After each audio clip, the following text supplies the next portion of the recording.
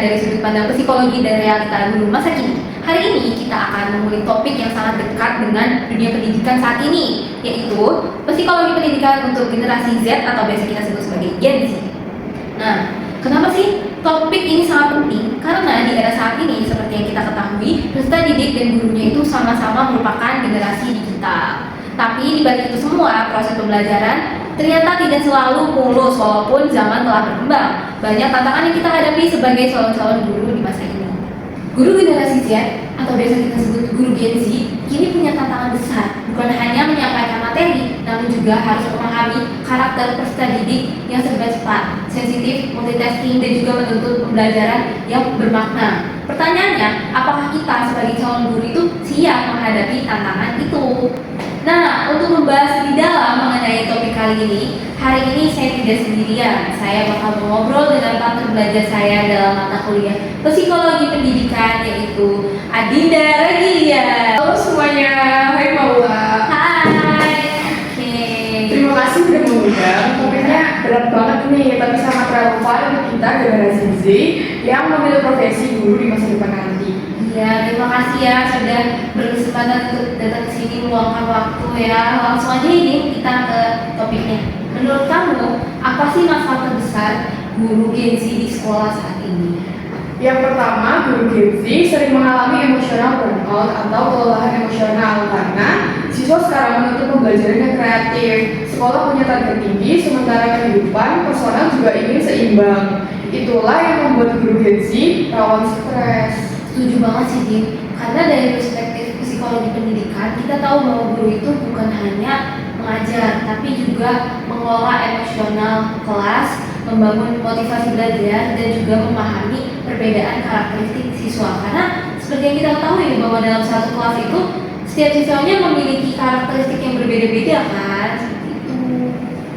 Nah, dan disinilah pentingnya literasi psikologi pendidikan untuk Gen Z.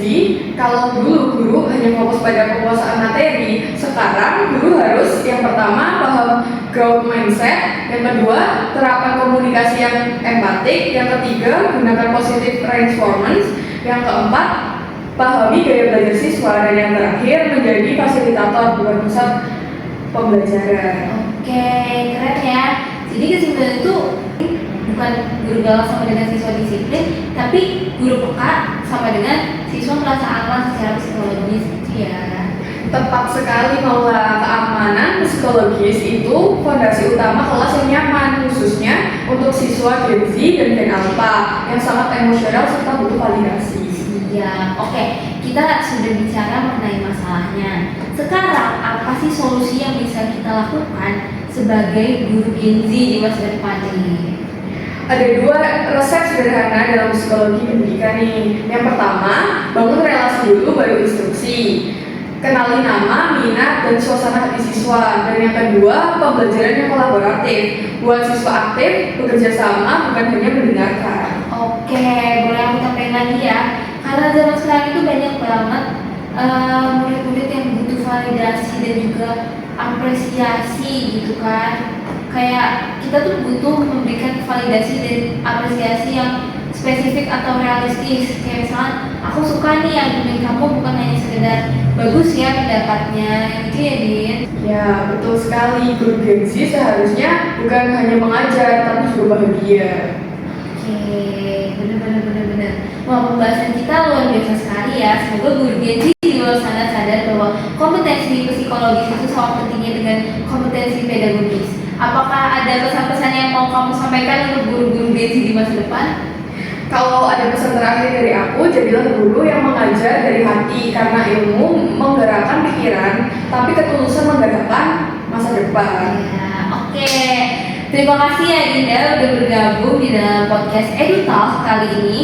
Dan terima kasih untuk semua pendengar EduTalk. Kalau kalian suka topik seperti ini, jangan lupa subscribe, like, and share. Sampai jumpa di episode berikutnya.